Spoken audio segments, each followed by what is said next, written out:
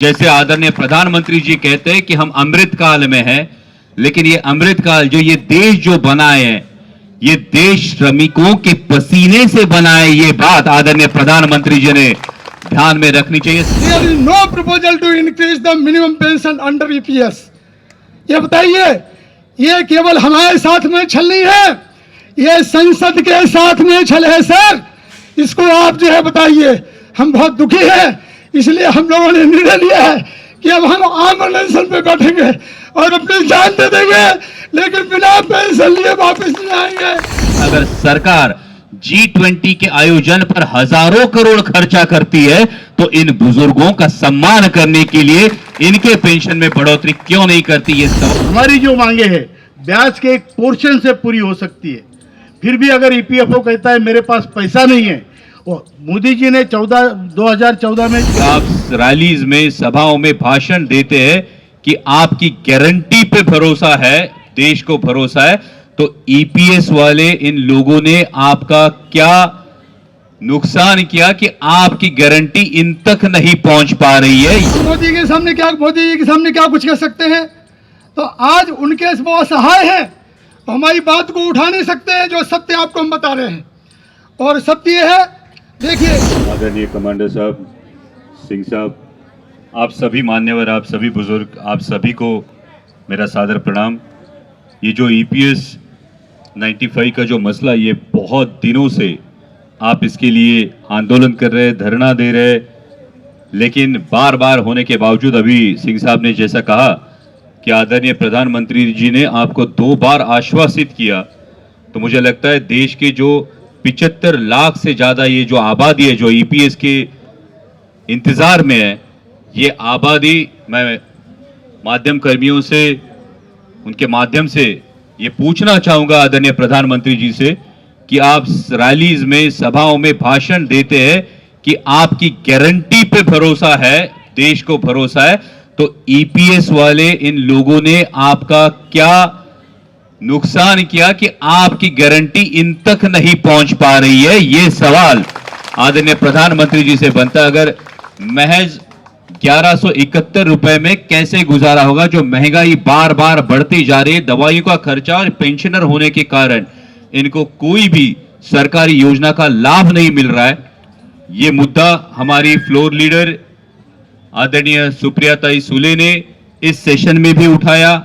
मैं आपको आश्वस्त करना चाहूंगा कि जैसे ही संसद में मौका मिले, ये मुद्दा वापस पुरजोर तरीके से ये मैं उठाऊंगा, क्योंकि जैसे आदरणीय प्रधानमंत्री जी कहते हैं कि हम अमृत काल में हैं, लेकिन ये अमृत काल जो ये देश जो बनाए हैं, ये देश श्रमिकों के पसीने से बनाए, ये बात आदरणीय प्रधानमंत्री जी ने ध्यान में रखनी चाहिए, सरकार ने ध्यान में रखनी चाहिए। और श्रम मंत्रालय से मेरी गुजारिश है कि जल्द से जल्द इस पे हल निकाले, और ये जो महंगाई बढ़ती जा रही है, ये महंगाई के हिसाब से जो 9.5 लाख करोड़ की पेंशन सरकार के पास जमा है, अगर सरकार G20 के आयोजन पर हजारों करोड़ खर्चा करती है, तो इन बुजुर्गों का सम्मान करने के लिए इनके पेंशन में बढ़ोतरी क्यों नहीं करती? ये सवाल मैं आपके तरफ से जरूर संसद में उठाऊंगा। इस पूरी लड़ाई में आदरणीय हमारे नेता शरद चंद्र जी पवार साहब, खासदार सुप्रियाताई सुले, राष्ट्रवादी कांग्रेस पार्टी आप सभी के साथ है,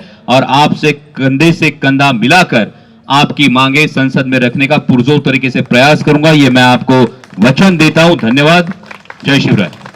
हम लोग यहाँ पर बूढ़े लोग आज बैठे हैं, और आज से इस अनशन की तब्दीली आमरण अनशन में होगी। तो फिर जिस देश में बुजुर्गों का सम्मान नहीं, वहाँ संस्कृति कैसे पनपेगी, ये मुझे आज तक पता नहीं चला। और आज हमारे पैसे सरकार के पास होने के बावजूद हमें आज दर की ठोकरें खानी पड़ रही है। और हमारी जो मांगे हैं ब्याज के एक पोर्शन से पूरी हो सकती है।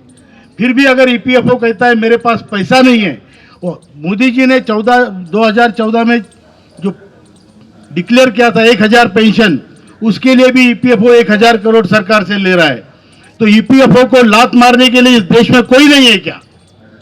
सरकार का नुमाइंदा है, और वो अगर पैसे छुपा रहा है, जो बात हमने वित्त सचिव के सामने रखी थी वो उन्होंने एक्सेप्ट की है, ये आंकड़े उन्होंने एक्सेप्ट किए हैं।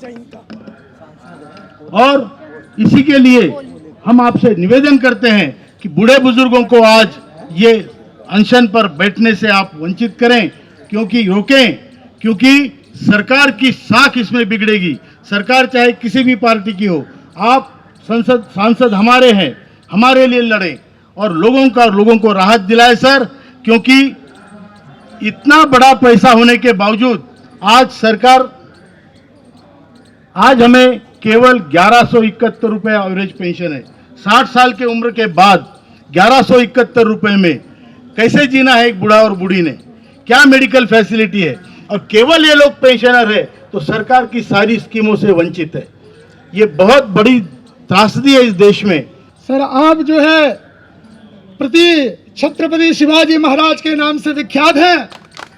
छोटे छोटे बच्चे आपको इसी रूप में देखते हैं और हम चाहते हैं कि यहाँ से जाने के बाद में आप दिखा दीजिए कि हम छत्रपति शिवाजी महाराज के वंशज हैं और उनके हम जिस प्रकार से कहते हैं छाया है, उनके हम यह है, इस प्रकार से हम उनके वंशज होने के साथ में उनकी आगे वाली पीढ़ी को बनाने वाले आज के सबसे बड़े योद्धा हैं। सर 2 मिनट हम आपका केवल समय लेंगे, मी फक्त 2 मिनट आपला घेणार आहे। सर दुःखाची गोष्ट सी है, दुख की बात यह है कि जब हम बीजेपी के एमपी के पास में जाते हैं, माननीय कमांडर साहब ने कहा कि 2 बार प्रधानमंत्री जी ने आश्वासन दिया। हम जब बीजेपी के एमपी के पास में जाते हैं तो वो तो कहते हैं कि आप तो प्रधानमंत्री से मिलके आ गए, अब आप वहीं जाओ, हम मोदी जी के सामने क्या कुछ कह सकते हैं। तो आज उनके वो असहाय है, तो हमारी बात को उठा नहीं सकते हैं जो सत्य आपको हम बता रहे हैं। और सत्य है, देखिए एक तरफ जो है हमारे साथ में छल किया जा रहा है, ये बात हम सबसे पहले यहाँ आपके सामने रख रहे हैं, इसलिए कि आप इस बात को उठा सकते हैं। हमसे पहले कहा गया ये श्रम मंत्री जी का पत्र है जो हेमा मालिनी जी को डीओ लिखा गया है। उन्होंने कहा कि एक प्रपोजल हमने पेंशन वृद्धि का और हमने 2018 में दिया, ये लिखा हुआ है। बाद में कहा कि 9/9/2020 को हमने फिर एक प्रपोजल भेजा और बाद में कहा कि 19/10/2020 को और हमने उसका रिमाइंडर दिया। ये एक पक्ष है, ये जो है राइटिंग में है। और दूसरा हमारे श्रम राज्य मंत्री संसद में स्टेटमेंट दे रहे हैं, there is no proposal to increase the minimum pension under EPS. ये बताइए, ये केवल हमारे साथ में छल नहीं है, ये संसद के साथ में छल है सर। इसको आप जो है बताइए, हम बहुत दुखी हैं, इसलिए हम लोगों ने निर्णय लिया है कि अब हम आम अनशन पे बैठेंगे और अपनी जान दे देंगे, लेकिन बिना पेंशन लिए वापस नहीं आएंगे।